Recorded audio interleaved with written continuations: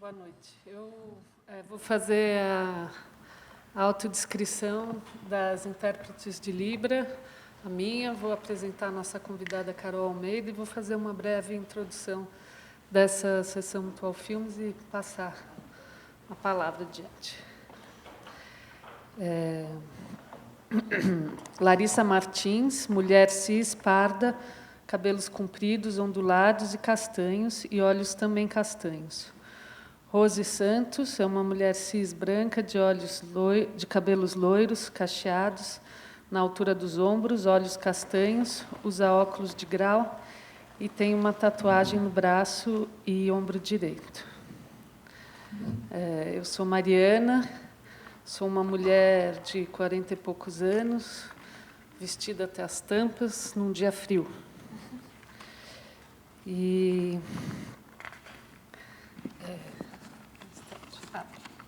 Bom, a Carol Almeida, nossa convidada para essa conversa, é pesquisadora, professora e curadora de cinema, doutora no programa de pós-graduação e comunicação na UFPE, com pesquisa centrada no cinema contemporâneo brasileiro, faz parte da equipe curatorial do Festival Olhar de Cinema, da Mostra de Cinema Árabe Feminino e da Mostra Que Desejo, além de ter participado da equipe curatorial do Recifest e do For Rainbow, ambos de cinema queer, e da equipe de seleção do Fórum Doc. Ministra aulas sobre curadoria, cinema brasileiro e representação de mulheres no cinema. E é membro da Sociedade Brasileira de Cinema, SOCINE. Eu vou continuar lendo para não empacar. A ideia da sessão O Líbano de Hany Sor e Jocelyn Saab partiu de uma mostra que ocorreu em 2021 no Festival de Cortesane, chamada Out of the Shadows, Fora das Sombras, com obras de 5 cineastas árabes, entre elas Sor e Saab. Principalmente com as restaurações, a obra dessas duas cineastas tem circulado muito nos últimos anos, inclusive na Mostra de Cinema Árabe Feminino, que tem a Carol como uma das curadoras, que, ao longo de suas 5 edições, trouxe diversos filmes de Saab, entre ficções e documentários, e A Hora da Libertação Chegou, que é o outro filme de extrema importância da Hany Sor. Apesar de contemporâneas e conterrâneas, essas duas cineastas possuem sensibilidades muito diferentes. E, para nós observar essas diferenças e, nas diferenças, buscar similaridades foi fascinante. O contraste começa no próprio posicionamento político.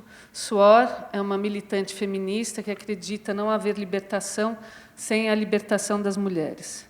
Saab, apesar de fazer um cinema muito feminino, procurou uma abordagem mais universal, principalmente nos documentários, para contemplar as questões das lutas no Oriente Médio como um todo. Ela tem vários documentários, tem um documentário sobre a Revolução Iraniana, ela passou um tempo no Egito também, então ela não só registrou a guerra no Líbano. Elas também eram de religiões diferentes, Saab cristã maronita e Sor judia. Isso influenciou a percepção que as duas tinham do Líbano. Saab disse ter conhecido o antissemitismo apenas quando foi para a Europa, e Sor acreditava que a falta de representação judaica no governo confessionalista libanês, por si só, alienava a população judia no país. Por outro lado, há uma convergência de vida das duas cineastas que delineia a obra delas de forma significativa. As duas sofreram muito no contexto familiar para poderem seguir com a carreira e a paixão pelo cinema, porém, elas também atribuem à família um rigor de pensamento na construção de seus filmes. No caso de Saab, esse rigor veio do estudo em economia na faculdade, escolha que foi influenciada pelo pai. Ela não teve a opção também de estudar cinema ou estudar qualquer profissão da área das artes. E de Sor, da própria família religiosamente miscigenada. Sua mãe era de origem muçulmana e egípcia, seu pai judeu-libanês. E alguns tios eram cristãos, o que a fez enxergar desde muito cedo, para além das muralhas da religião, pois o que era extremamente ofensivo para um lado da família era natural para o outro e vice-versa. Outra convergência de universo entre essas duas cineastas está no fim desse livro, Sid Marie Rose, de Ethel Adnan. A Ethel Adnan foi uma escritora e jornalista libanesa que colaborou com a Jocelyn Saab nos 2 primeiros filmes da trilogia de Beirute, que passou ontem e também vai passar no fim de semana. Ela escreveu esse romance, Sid Marie Rose, em 1977, sobre a história real de uma professora de origem cristã de crianças com deficiência auditiva que, durante a Guerra Civil Libanesa, foi assassinada diante de seus alunos por uma milícia cristã, por ter se envolvido e se apaixonado por um palestino. O livro termina da seguinte forma, e aí eu gostaria que vocês agora imaginassem o fim de Leila e os Lobos, a cena final. Queira-se ou não, uma execução é sempre uma celebração. É a dança dos signos e sua estabilização na morte. É a subida vertiginosa do silêncio sem perdão, é a explosão da escuridão absoluta entre nós. O que fazer nessa contrafesta se não dançar? Os surdo-mudos se levantam e, sustentados pelos ritmos transmitidos aos seus corpos, pela terra novamente martelada pelas bombas, começam a dançar.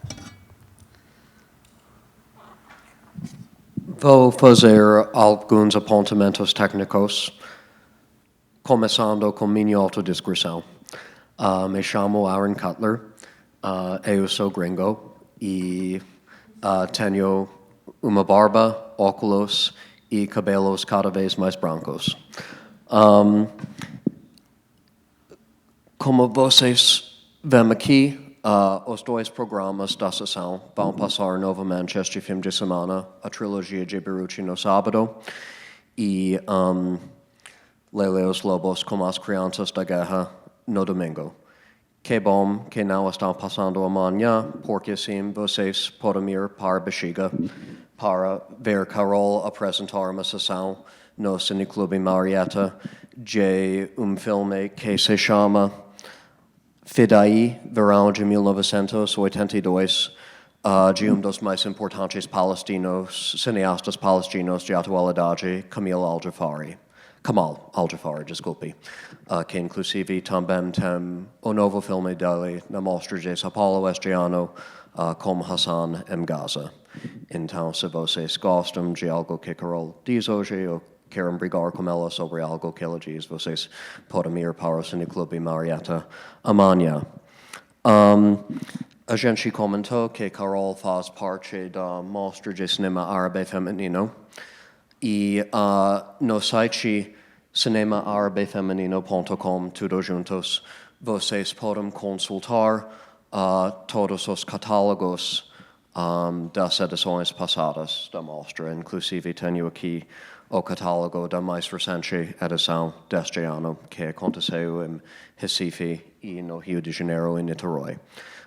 Na edição de 2021, especialmente a segunda edição, que aconteceu online, elas traduziram uma longa entrevista com a Jocelyn Saab sobre o trabalho dela. E além da Carol, temos que agradecer e celebrar muito o trabalho da fundadora da Mostra de Cinema Árabe Feminino, Ana Lu Bambira. Ana Lu Bambira faz trabalho extremamente importante com esta mostra e deve ser reconhecido. Falando em reconhecimento, para quem tem mais interesse em pesquisar e saber mais sobre a obra de Heni Sroor, provavelmente a melhor fonte de escrita sobre ela em português seja documento se encontra online, uma dissertação de mestrado escrita pela Yasmini Cattaneo dos Santos Nardi, que se chama Pluralizando os Arquivos das Relações Internacionais, as Formas de Luta de Heni Sroor. Eu acertei? Ótimo. Então, a dissertação de mestrado de Yasmini para PUC-Rio em 2023. Inclusive, Yasmini está aqui conosco hoje. Obrigado pela sua presença. É a terceira vez que a gente apresenta uma sessão aqui sobre a história recente do Oriente Médio. Em maio do ano passado, apresentamos uma sessão dupla dos filmes Os Enganados e Diálogo Árabe-Israelense, como um debate com a professora da USP, Arlene Clemecha. A gravação deste debate se encontra no YouTube e no canal do MS. E em setembro do ano passado, a gente apresentou uma sessão dupla dos filmes de Avi Mughrabi, um importante cineasta israelense, e um importante cineasta palestino, Michel Clafey, com o grande professor e curador de cinema Richard Penha. E também este debate se encontra no canal de YouTube do MS, para quem tem interesse em pesquisar depois. Este debate com Carol também está sendo gravado para o canal de YouTube do MS. Então, se sentem à vontade para indicar para os amigos depois. E fiquem cientes que, se vocês querem participar com comentários após a fala de Carol, vocês não vão aparecer na imagem, mas vocês estão dando consentimento que sua voz faça parte desta gravação. Temos que agradecer a todos vocês pela sua presença, e especialmente agora a presença de Carol, que é uma figura importantíssima tanto na curadoria quanto na crítica e o pensamento sobre cinema árabe e cinema no geral no Brasil. Obrigado, Carol, pela sua presença. Obrigada, Aaron. Obrigada, Mariana. Vou começar com a minha autodescrição também. Meu nome é Carol Almeida. Eu sou uma mulher cis, branca, cabelos também cada vez mais grisalhos, 40 e tantos anos, visto um macacão claro, com uma bota colorida e um bottom com a bandeira da Palestina aqui. Eu queria primeiro começar agradecendo, na verdade, a vocês dois, não apenas pelo convite, mas, sobretudo, por vocês manterem algo tão importante como essa sessão por tanto tempo, por trazerem filmes que, talvez de outras formas, e não somente filmes, mas os debates ao redor dos filmes, que talvez de outra forma a gente não teria aqui no Brasil. Então, acho que o trabalho de vocês é fundamental para uma produção e para essa formação, o fato de que esses debates estão sendo gravados e permanecem lá como fonte de pesquisa é fundamental. Então, agradecimento mesmo assim, pelo que vocês vêm fazendo já há muito tempo. E eu acho que essa sessão aqui é apenas um dos sintomas disso daí, né? Da gente estar conversando sobre isso nesse momento, que não é um momento qualquer. A gente acabou de chegar nessa semana, que são 2 anos, né, desse, como a Heine fala, desse genocídio que acontece no território de Gaza, o mais hipervisível genocídio de que a gente tem notícia. E eu queria trazer o debate hoje para esse lugar da forma dos filmes, dessas diferenças entre as duas, né? Enfim, eu acho que a Mariana já falou bem sobre pontos em que os caminhos delas se afastam, mas também os pontos onde eles se encontram. Acho muito importante falar disso. São 2 diretoras libanesas, mas com suas particularidades e com formas de pensar cinema também muito distintas. E eu queria aproveitar, enfim, ontem foi exibida a trilogia de Beirute, hoje a gente termina com um filme super forte. Eu acho que foi uma decisão muito acertada também de vocês de terminar com um curta-metragem, que não é, eu sei que não é simples para programação, programar um longa e depois um curta. E acho que foi muito acertada essa decisão, porque é quase como se a gente estivesse saindo daquele desfecho do filme da Heine, né, da Leila e os Lobos, e essa dança que a Mariana traz, o texto da Ethel Adnan, que é das grandes escritoras e poetas libanesas, fala também desse tempo que se repete, e essas crianças que a gente continua vendo em situação de guerra, com imaginário de guerra, reproduzindo imagens de guerra, e parece que é só aquilo que enfim, que faz, né, as coisas girarem, é quase como se fosse uma espiral constante de imagens de horror. Então, eu queria começar falando, na verdade, porque o filme da Raine, especialmente, a Raine ela tem 2 longas-metragens, né? Vocês já citaram o primeiro, que é um filme militante mesmo, ele vem de uma tradição de cinema militante, que a Hora da Libertação chegou, né, um filme de 74, e ela só vai fazer esse filme aqui, que é até curioso a gente tentar colocar colocar esse filme dentro de alguma gaveta, porque ele é meio que inclassificável, ele é uma ficção, mas, ao mesmo tempo, ele brinca com imagens de arquivo, ele brinca com documentos e ele tem ele trabalha com uma estrutura de realismo muito específica, daqui a pouco eu vou falar sobre isso.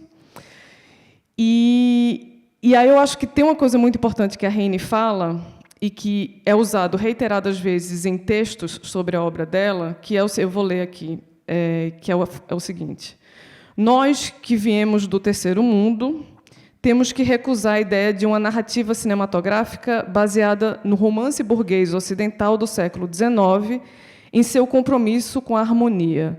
Nossas sociedades foram demasiado dilaceradas e fragmentadas pelo poder colonial para se encaixarem nesses cenários organizados por essa narrativa ocidental. Temos enormes lacunas em nossa sociedade e o cinema tem que reconhecer isso. Eu acho que essa frase essa frase não, mas esse enunciado dela é muito importante para a gente pensar esse filme em particular, porque ele me parece, assim, a Raine, ela é alguém que ela fala, né? Assim como a Jocelyne, ela não teve uma formação em cinema especificamente. Engraçado que as duas estudaram em Sorbonne, também tem esse ponto de coincidência.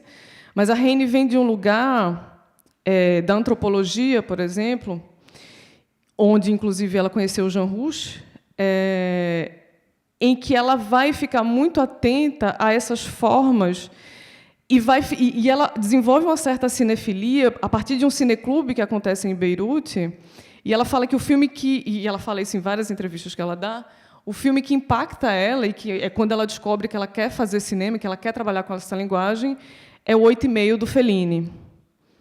E o 8,5 do Fellini é um filme que, se a gente voltar para ele, logo no começo do filme, tem um personagem que vai falar com o Guido, o personagem do Marcello Mastroianni, que é esse diretor de cinema, que está tentando elaborar um filme novo.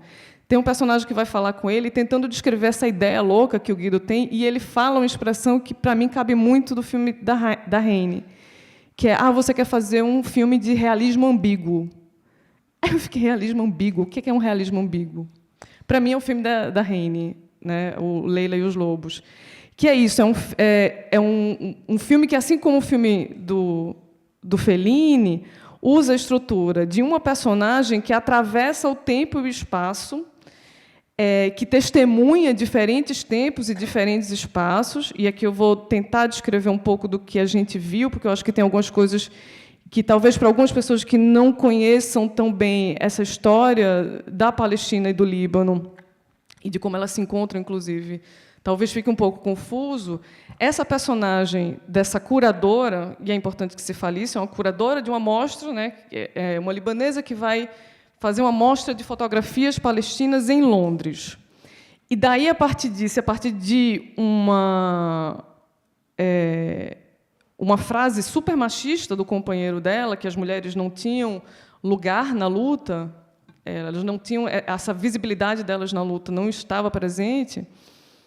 Ela começa a viajar no tempo, né? Uma curadora de imagens que começa a viajar no tempo, testemunhando esses diversos tempos. E aí eu volto aqui para o depoimento da Raine. Esses tempos lacunares, esses tempos fragmentados, que não podem ser descritos por essa narratividade ocidental linear e teleológica, ou seja, que tem um desfecho, né, que tem uma resolução no final da narrativa. Não é esse o caminho que o filme faz, muito pelo contrário. Um filme que demonstra, na sua forma, essa estrutura ultra fragmentada de tempo e espaço dessa personagem que sai atravessando esses fragmentos de tempo e espaço, que começa ali na Palestina, pré-Nakba, né, ainda no começo dos anos 20, vai para os anos 30, chega em 1948, e aí tem uma coisa que eu acho muito interessante que o filme faz, que é um uso de imagens de arquivo muito inteligente, assim, porque em determinados momentos essas imagens de arquivo entram quase como se elas estivessem no mesmo registro da ficção e elas complementam as cenas de ficção, e em outros momentos elas são usadas para a gente criar um recorte no tempo, e tem um momento específico que eu vou falar aqui, que eu acho muito bonito, como ela faz essa passagem de 1948 para 1967. Ela usa imagens de arquivo das Nações Unidas, de 1948, de campos de refugiados palestinos, né, que saem do território palestino e vão, inclusive, majoritariamente para o Líbano, alguns para a Síria, mas muito... Aliás, isso é importante ser dito. Esse filme, e Heine sempre fala isso, né, os 2 longas-metragens delas foram feitos com muita dificuldade, com, enfim, financiamentos difíceis que ela sai pegando aqui e ali. E esse filme, em particular, ele foi filmado no Líbano, naturalmente, em Londres, a gente vê, e a Palestina histórica que a gente vê no filme é filmada na Síria, no momento em que a Síria também estava vivendo, né, um conflito armado. Então, é isso, ela está sempre filmando, como aquela fala dela no começo da sessão é muito curiosa, né? Como sobreviver filmando diante, enfim, de situações de guerra. Então, ela filma essa Palestina histórica na Síria. Então, aí o que ela faz? Ela usa voltando para as imagens de arquivo, ela usa as imagens de arquivo de 1948, do campos de refugiados palestinos, e aí vem uma imagem da própria personagem vendo uma foto da exposição, e aí a gente corta para outras imagens de arquivo de campos de refugiados palestinos pós-1967. Né? Aí a gente sai da Nakba e vai para a Naksa, pensando, né, do ponto de vista da história da Palestina, especificamente. E aí me parece que a Heine ela faz uma coisa em solidariedade, né? E eu acho que é muito bonito também esse entrelugar que ela sempre faz questão de enunciar nas falas dela. Ela está sempre no entrelugar. É uma judia árabe, libanesa, mas também egípcia, né? Família que está ali no Líbano, família que está no Egito. Vários conflitos internos entre ela e a família, entre ela e outros árabes, conflitos, inclusive, que ela passa durante algumas filmagens, né? E aí eu acho que esse entrelugar, por mais que seja muito difícil para ela, certamente foi e é também, do ponto de vista criativo, muito pulsante, porque ela vai levar a gente para lugares que certamente outras diretoras ou outros diretores não levariam, porque ela está sempre colocando em questão algumas certezas da gente, inclusive sobre... A gente estava conversando hoje de manhã, né, sobre o filme, e tem uma coisa que a Heine fala, quando ela escreve o roteiro desse filme, em 3 semanas... sem saber escrever roteiro, ela não sabia colocar no papel, por exemplo, que no roteiro você tem que diferenciar o que são filmagens noite e o que são filmagens dia. Ela não fazia ideia disso quando ela começa a escrever esse roteiro. E aí, né, esse programador tunisiano, esqueci o nome dele. Tahar Sharia. Obrigada, Aaron. Ele incentiva ela, não, você tem que escrever esse roteiro, e ele dá algumas dicas para ela, e ela vai começar a escrever esse épico, como a Mariana falou hoje cedo, em 3 semanas. E aí, nessas 3 semanas, eu estou fragmentando minha fala também, porque é proposital, gente, faz parte do enredo.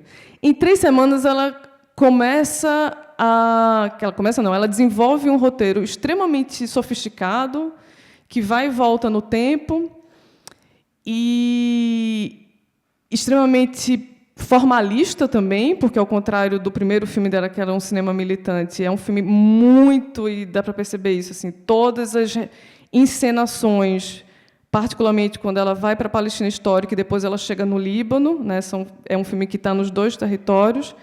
Todas essas encenações elas são muito bem calculadas, tem uma decupagem muito bem pensada de cada cena. Daqui a pouco eu vou falar sobre algumas dessas cenas. E aí eu acho que ela entra, voltando aqui para isso que ela fala, que eu vou sempre voltar para essa história, né? A nossa narrativa, a narrativa, enfim, desses povos colonizados, ela não pode seguir essa ordem harmônica e teleológica de um cinema narrativo ocidental. E aí eu acho que aqui ela entra em solidariedade com uma certa linguagem palestina também, pensando no que Eduardo Said fala, quando ele fala, por exemplo, dessa ideia de que a estrutura formal, por exemplo, da literatura palestina, ela é fundamentalmente dedicada a esse tempo e esse espaço fragmentado. E ele fala uma expressão de tempo perturbado, né? Um tempo dissonante. Você nunca tem passado, presente e futuro dentro de uma estrutura linear, quando você pensa essa experiência cotidiana da Palestina, e aí eu poderia também dizer que do Líbano também, né? Um país extremamente fragmentado, movido hoje e durante muito tempo já por forças políticas diversas, por milícias diversas. Dentro da própria cidade de Beirute, você tem distintas forças políticas que comandam setores da cidade. Essa fragmentação é um projeto colonial, é proposital, isso acontece no Líbano, isso acontece na Palestina, e é, obviamente, de caso pensado. E aí eu acho que Heine consegue, na forma do seu filme, que não é mais o filme de câmera na mão para filmar mulheres em combate, efetivamente, que é o primeiro filme dela, o documentário militante, que vai para Cannes, que recebe uma projeção muito grande na época. Ao contrário daquele primeiro filme, nesse filme aqui, ela se dedica efetivamente a uma forma que está muito conectada a isso que o Eduardo Said vai chamar de tempo perturbado e espaço fragmentado desse cotidiano de existência do povo palestino. Uma coisa que eu acho que é muito importante que vocês falaram, e aí eu vou tentar fazer conexões também com a Jocelyne Saab, que é o fato de que a formação de Heine Srour é uma formação marxista. Isso está muito dado, né, na fala inicial que a gente viu dela aqui, está dado nos filmes dela, e porque é isso, assim, ela está sempre fazendo, e ela está sempre dedicada a narrar histórias que estão na linha de frente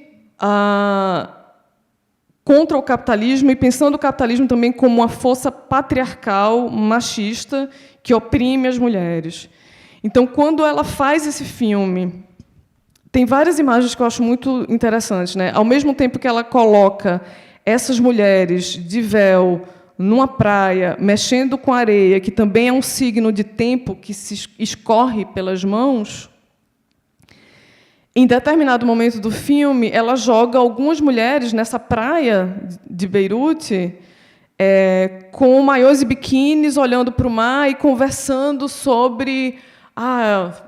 inclusive, lembra muito a entrevista da Helena Solberg, esse trechozinho específico. Conversando sobre o fato de que uma delas saiu com o cara e ela teve que pagar a conta ao meio, porque isso é a libertação feminina. Mas que libertação é... E aí elas começam numa conversa... E aí me parece que Heine, ao mesmo tempo que ela está lidando com essas mulheres de véu, que viram um código, né, dentro dessa estrutura específica do filme, não estou dizendo que é isso, mas dentro da estrutura específica do filme, que se torna um código que oprime essas mulheres, ao mesmo tempo ela também olha para essas mulheres que estão ali de biquíni, de maiô, e isso não significa necessariamente que elas se tornaram mulheres livres e autônomas do machismo e do patriarcado. definitivamente, não é a indumentária que vai libertar essas mulheres. E eu acho que isso é muito interessante também do filme. E aí eu acho que é isso. Assim, tem uma coisa que... Aliás, para lembrar...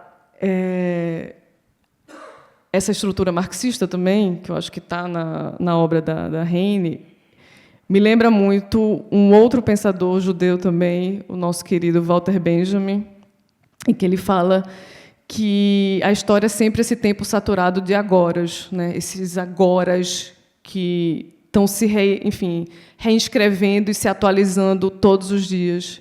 E eu vejo isso muito.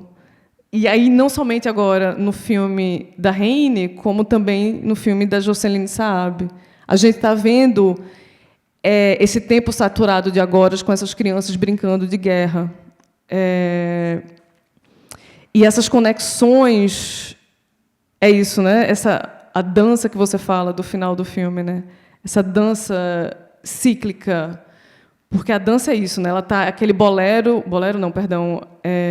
tango. Aquele tango em que ela está dançando com essas mortes vestidas de códigos de diferentes religiões, né? Principalmente as 3 religiões monoteístas, né, daquele território, o cristianismo, o judaísmo e o islamismo. Eu acho que sim, esses 3 códigos ali em espiral dançando com ela, e ela sufocada nessa dança.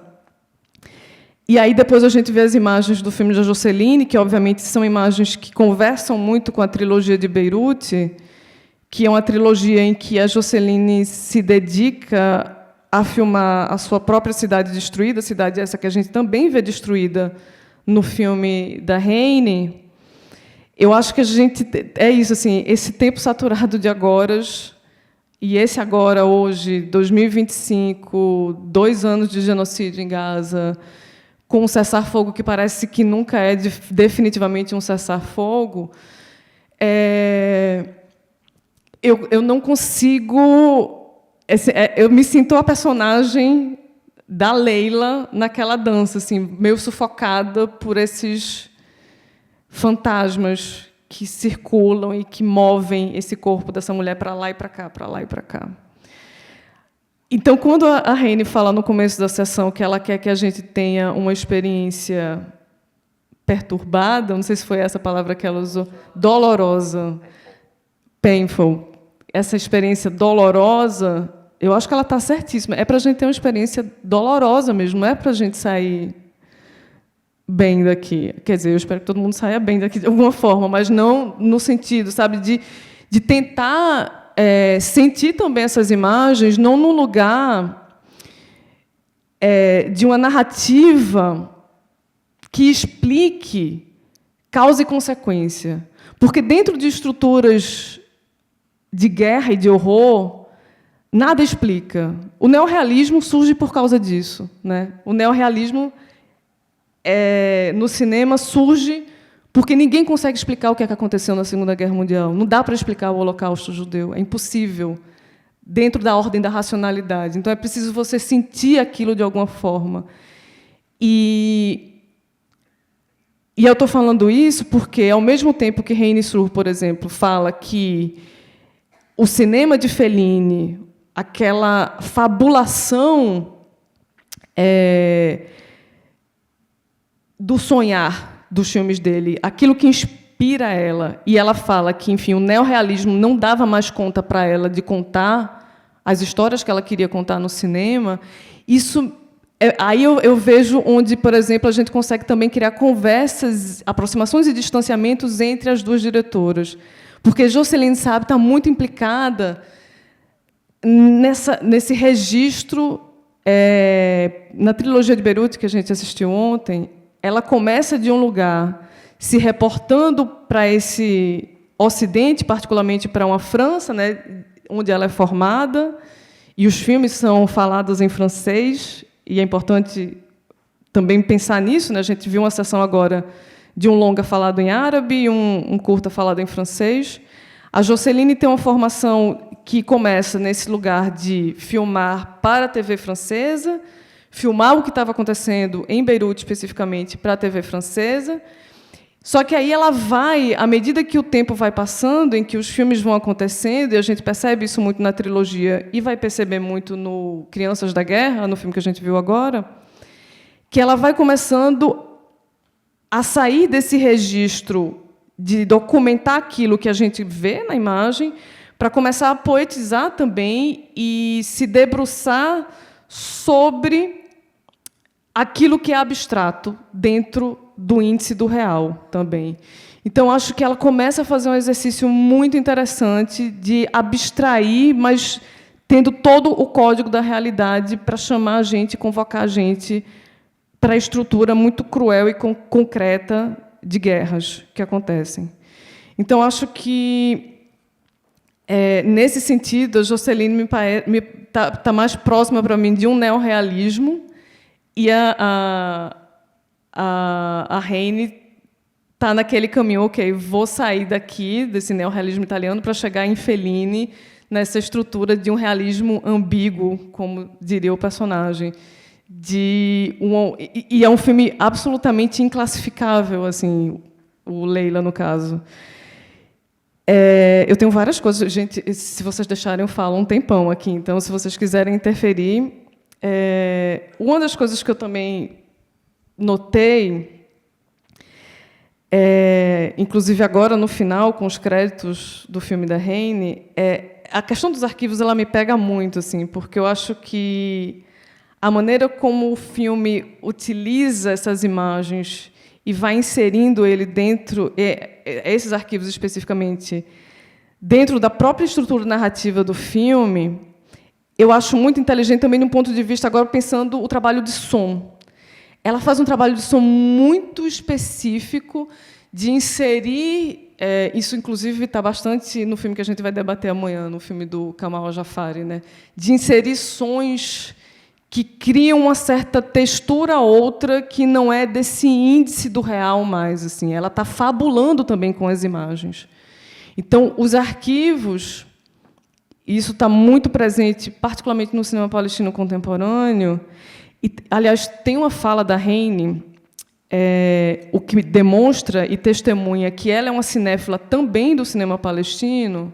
A cinefilia dela também está dedicada a essas imagens que são produzidas por diretores palestinos, em que ela vai falar do filme do Mustafa Abu Ali, que é um dos 3 fundadores da Organização de Cinema Palestino, que era a frente de cinema da OLP, né, a Organização pela Libertação da Palestina, que, inclusive, enfim, é uma organização que foi falada bastante ontem na trilogia de Beirute. E aí, quando a Heine fala do filme do Mustafa, ela lembra dessas imagens de mulheres palestinas nesse cotidiano que ele vai filmar, e é um filme muito dedicado a transformar essas imagens de arquivo em uma outra coisa que não seja somente mais um índice, ok, de que isso aconteceu. Ele fabula com as imagens de arquivo. Ele usa imagens, por exemplo, de aviões de guerra com uma sinfonia de Johann Sebastian Bach, no fundo.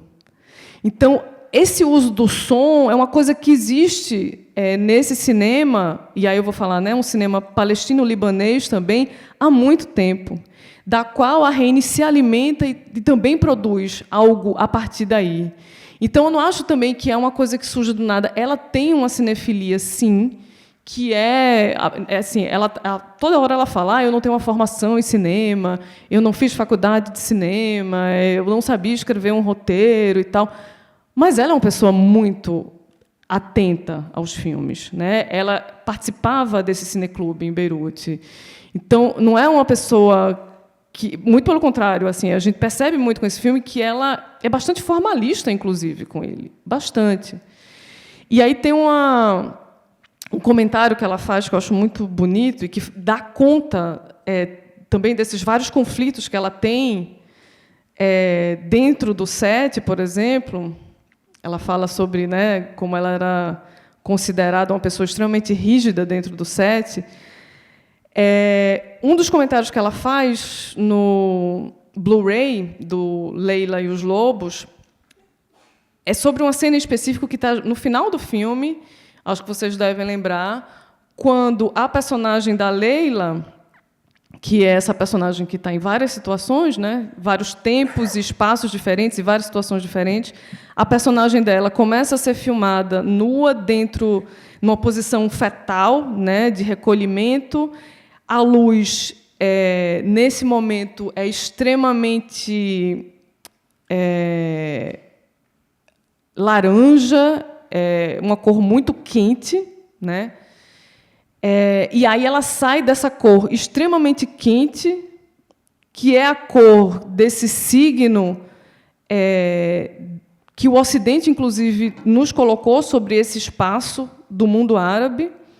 Só que ela sai desse lugar e a câmera vai se afastando e ela vai para aquela sala, que é a sala onde o filme começa, né, onde a própria Leila se vê envelhecendo e se tornando uma mulher machista também.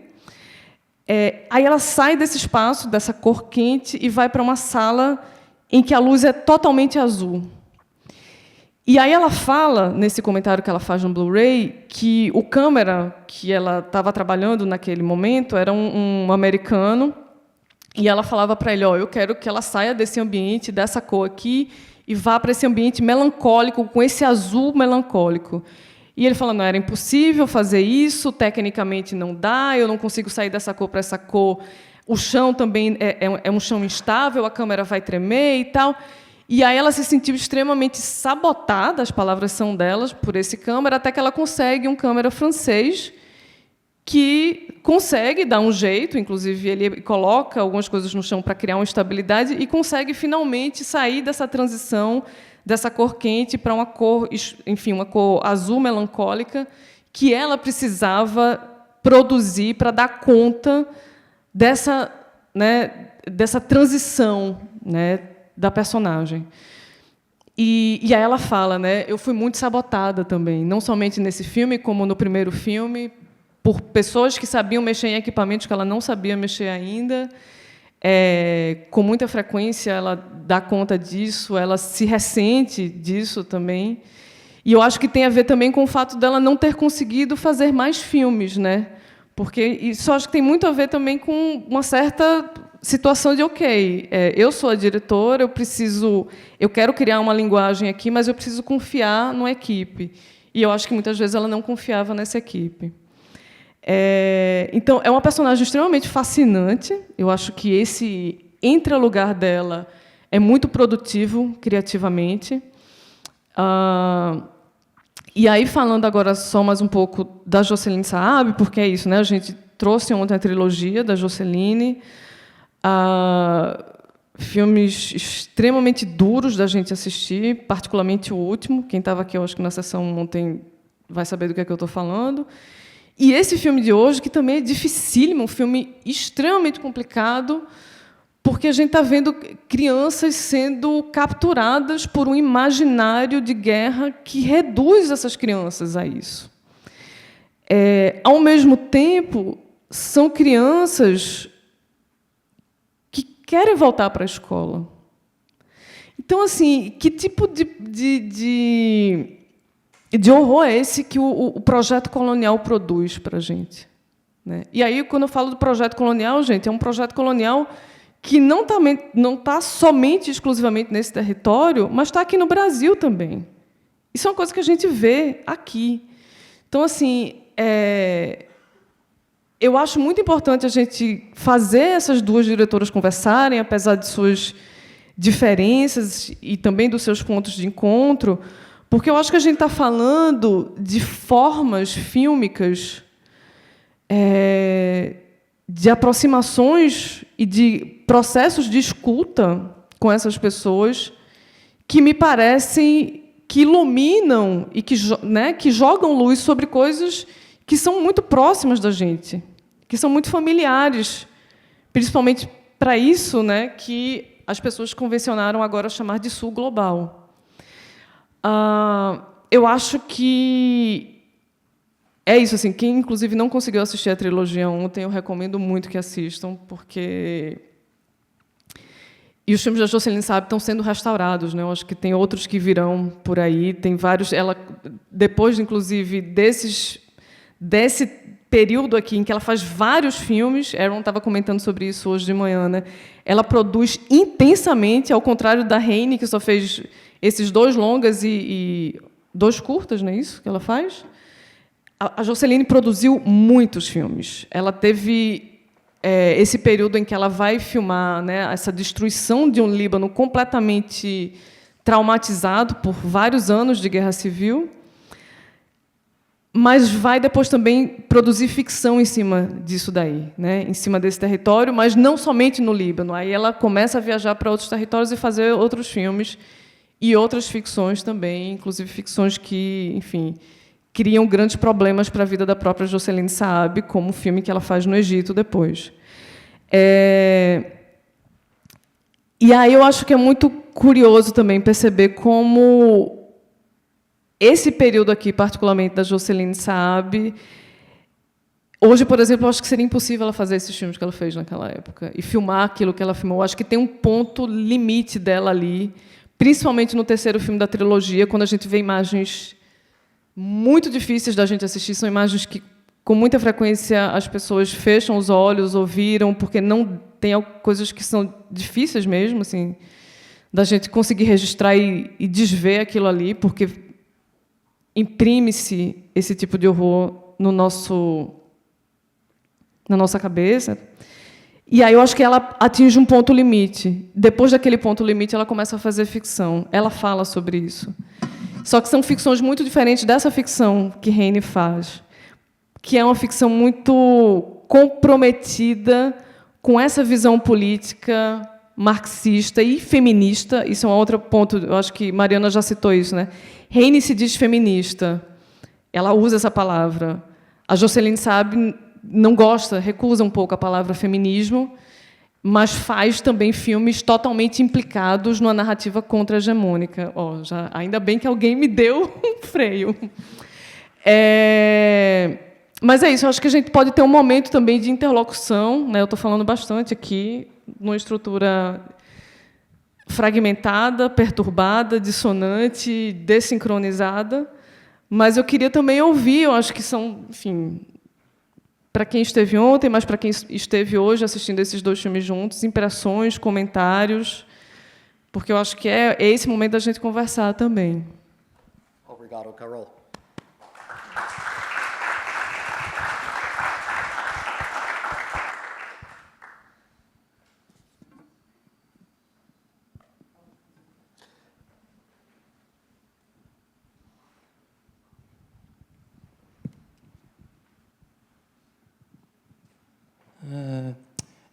Eu achei interessante que você falou da formação em antropologia dela. Não entendi muito bem, mas eu achei interessante porque o que esse filme dela mais me lembrou foi talvez aqueles filmes antropológicos portugueses do Reis e da Cordeiro, ou mesmo os primeiros filmes do João César Monteiro, né? Me lembrou um pouco isso. Inclusive, eu também pensei bastante na Duras, algumas das soluções que ela encontra. Eu achei bem curioso, bem interessante. Inclusive, o trabalho de som me lembrou bastante a Marguerite Duras. Mas a pergunta que eu queria fazer, mais técnica, eu reparei que a legenda, em alguns momentos, a legenda funciona um pouco como... a legenda adiciona notas de rodapé. Eu fiquei curioso sobre isso, me deu a impressão que isso deve ter sido feito por ocasião da restauração, talvez, com o envolvimento dela, e eu queria ouvir um pouco sobre isso. Raine é alguém que vai continuar se mexendo nos próprios filmes e ela adicionou várias cenas, vários materiais para a cópia restaurada de A Hora da Libertação chegou, embora as intervenções sejam mais discretas. No caso de Leila e os Lobos, essa questão da legendagem é justamente isso, foram coisas que ela acrescentou na ocasião da nova cópia restaurada. Aí também só uma observação. Ela estudou com Jean Rouge na França e, inclusive, ela disse que o Jean Rouge estimulou muito ela a fazer os filmes.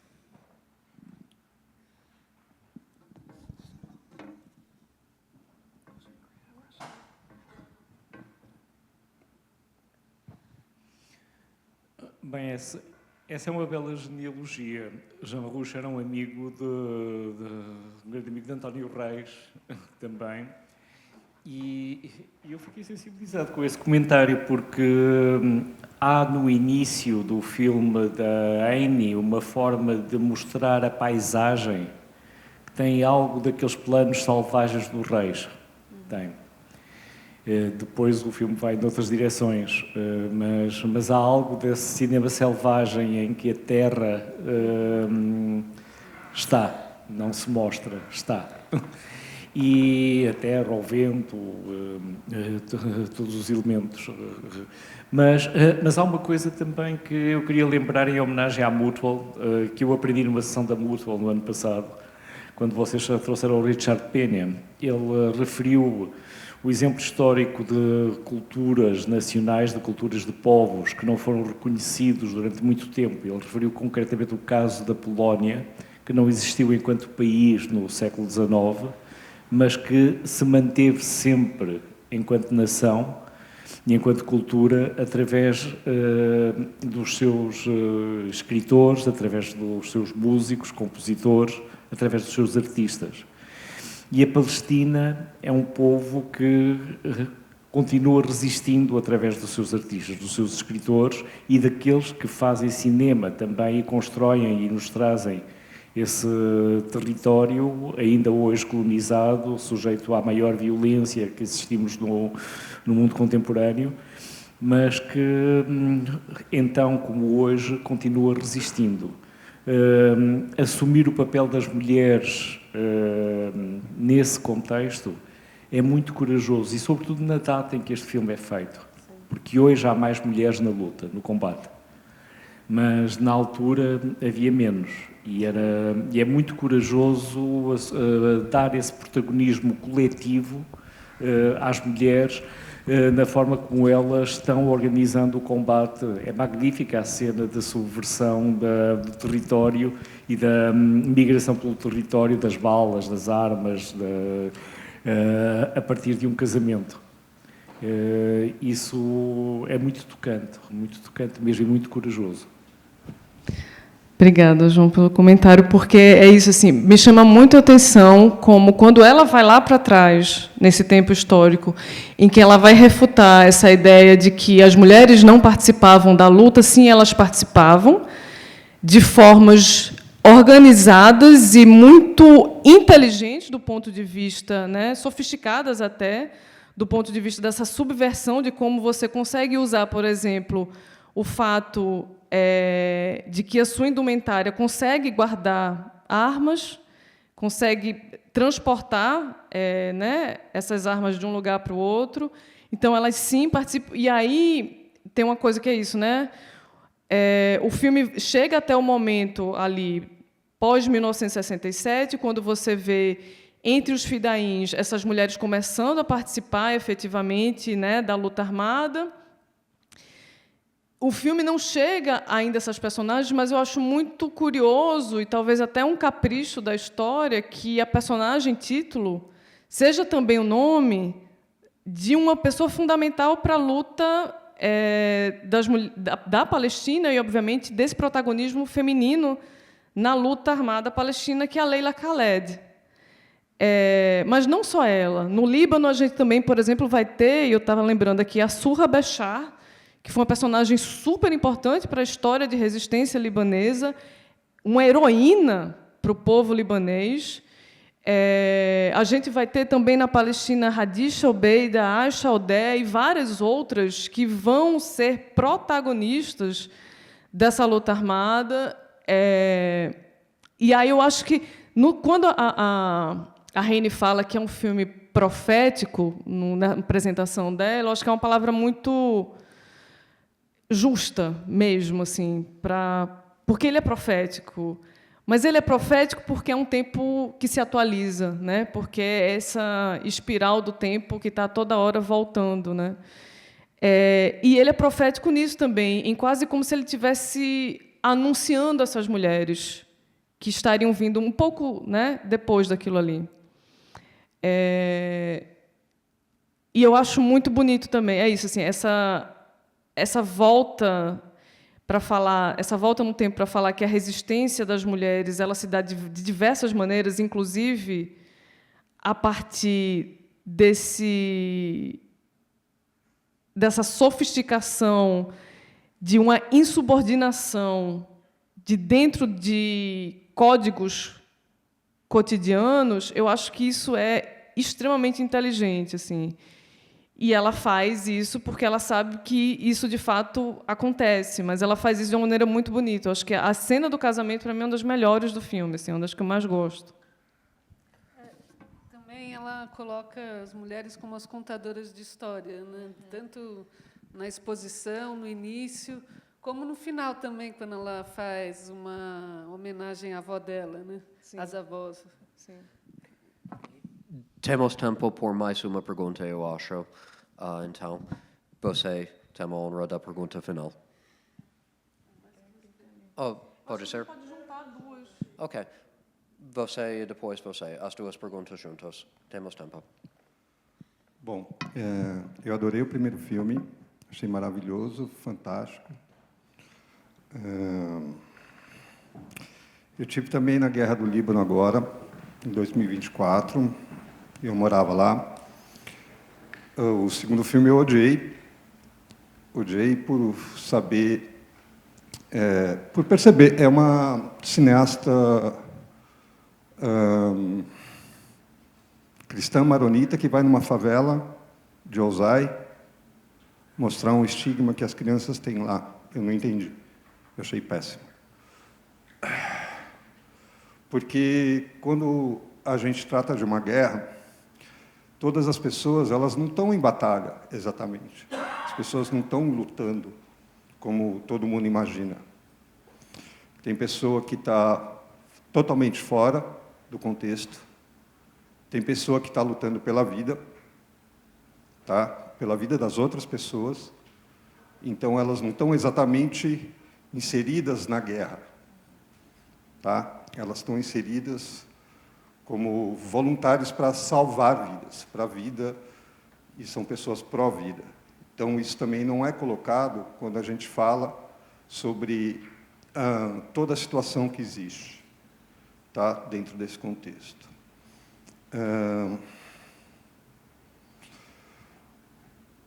Quem vai para a guerra vai por um motivo, vai por uma questão, e muitas vezes financiado por outra facção, vamos dizer assim, tá? Para não dizer país, para não dizer nações.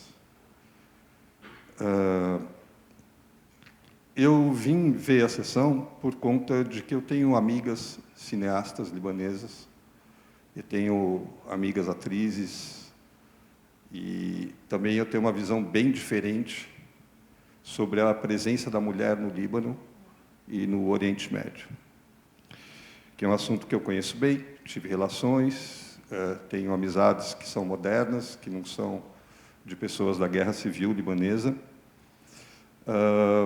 Achei muito importante que a gente veja filmes ainda assim, mas eu estou doido também para ver cinemas que esclarecem os outros lados de uma guerra. E gostaria de continuar vindo às sessões aqui, onde a gente pudesse discutir também esse outro lado. 2 mulheres são responsáveis no Líbano atualmente por um sistema anarquista de governo, porque o sistema do governo libanês é incapaz de resolver os problemas, e elas montaram um grupo de WhatsApp durante a explosão do porto de Beirute, e atualmente elas manejam todas as questões através da sociedade civil, tá? A diáspora libanesa funda um grupo anarquista dentro do Líbano que funciona por WhatsApp e fornece transporte, alimentação, todos os recursos de saúde e muito mais para as pessoas que estão sendo afetadas pela guerra dentro do Líbano.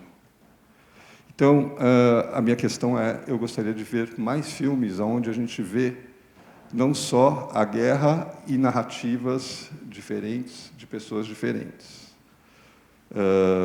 Eu gostaria de ver filmes onde a gente vê que existe humanidade dentro de uma situação tão absurda e tão caótica. É só isso. Obrigado.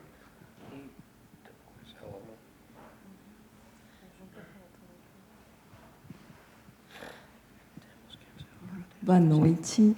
Eu vou fazer só uma observação pontual sobre o Leila e os Lobos, que, para complementar aquilo que vocês estavam discutindo antes sobre a participação das mulheres na guerra, algo que me chamou a atenção foi como ela enfatiza, sobretudo na segunda parte do filme, também o fato de que as mulheres queriam participar do combate, né, do combate contra o colonizador, depois da Guerra Civil, e eu sei muito pouco sobre esse conflito, mas também elas tinham que sempre estar calculando o quanto isso ia afetar, né, as possibilidades de se casar, como elas iam ser respeitadas dentro da comunidade dela, algo que os homens não precisavam pensar, né? Então, um pouco esse conflito que volta umas 2 ou 3 vezes no filme entre querer participar da luta, mas, ao mesmo tempo, ser obrigada a continuar cuidando da família, continuar cuidando dos homens, e ter o medo de sofrer consequências e discriminação por ter participado dessa luta ou ter participado dos treinamentos. Isso é algo, por exemplo, também que a Svetlana Alexievich chamava a atenção, falava disso no A Guerra Tem um Rosto de Mulher, né? Isso me impressionou muito quando eu li o livro. E isso também eu acho que é algo que aparece um pouco quando ela usa essas imagens de arquivo fascinantes, e nela a gente vê os homens em combate, né? E depois, na ficção que ela cria, a gente vê as mulheres nesse outro tipo de combate que é muito mais ligado à parte doméstica. Então, era só esse comentário. E só uma inserção rápida sobre a indagação, a necessidade de ver mais filmes libaneses e filmes que lidam com essas questões. Gostaria de recomendar 2 fontes sobre 2 mostras. Primeiro, cinemaarbefeminino.com, o acervo online da mostra de cinema árabe feminino. Quem pesquisa lá vai encontrar muitos filmes que lidam com estes assuntos. E também o site do Instituto de Cultura Árabe, com as informações sobre a mostra Mundo Árabe de Cinema, que acontece todo ano aqui em São Paulo. Este ano aconteceu no Cine Sesc e SSBB, inclusive dos corredores desta mostra está aqui também, e agradecemos muito o seu trabalho, Arthur. Quem pesquisa esta mostra também vai encontrar muitos títulos sobre estes temas. Então, essas 2 mostras, recomendo vivamente vocês procuram essas listas de títulos de filmes que passaram nestes eventos. Só uma observação muito rápida. Não temos tempo para conversar sobre os cinemas possíveis de serem apresentados sobre a questão da guerra e a questão do que está acontecendo, do que tem acontecido no Médio Oriente. Mas há uma situação que eu gostava de compartilhar com vocês, porque ela não vem nos jornais, não vem na comunicação social, e o cinema e a arte são dos poucos testemunhos que a transmitem. Uma artista palestina, Ahlam Shibli, fez uma série fotográfica, ela é fotógrafa, que se chama Morte, em que ela fotografou as casas, os lares das famílias de militantes e ativistas palestinos que se imolaram, que se suicidaram, matando em atentados israelenses, em Israel. Há movimentos palestinos que os chamam de mártires, e ela fotografou os cotidianos dessas famílias, as casas dessas famílias. Essas famílias vivem do culto daqueles que morreram. Todas as crianças nessas famílias querem morrer. No catálogo, eu produzi esse projeto da Ahlam, que apresentei em 3 museus na Europa, No catálogo que fizemos, um filósofo palestino escreveu que aos palestinos tudo tinha sido tirado, tudo quanto é vida tinha sido roubado. E só lhe restava a morte. E a morte eles iam devolver.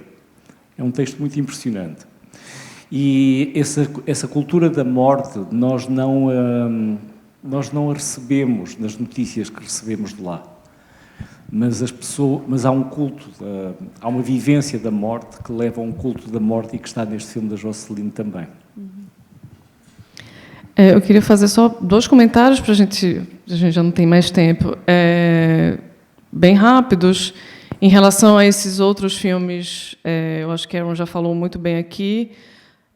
Libaneses, por exemplo, filmes tanto, enfim, históricos, como a Josseline Saab, que tem uma obra imensa, tipo, o filme que a gente viu hoje aqui é uma parte muito pequena de uma produção muito intensa dela, mas a gente tem muitos filmes contemporâneos libaneses de diretoras que se dedicam a falar de milhões de coisas distintas que nada tem a ver com conflitos, inclusive.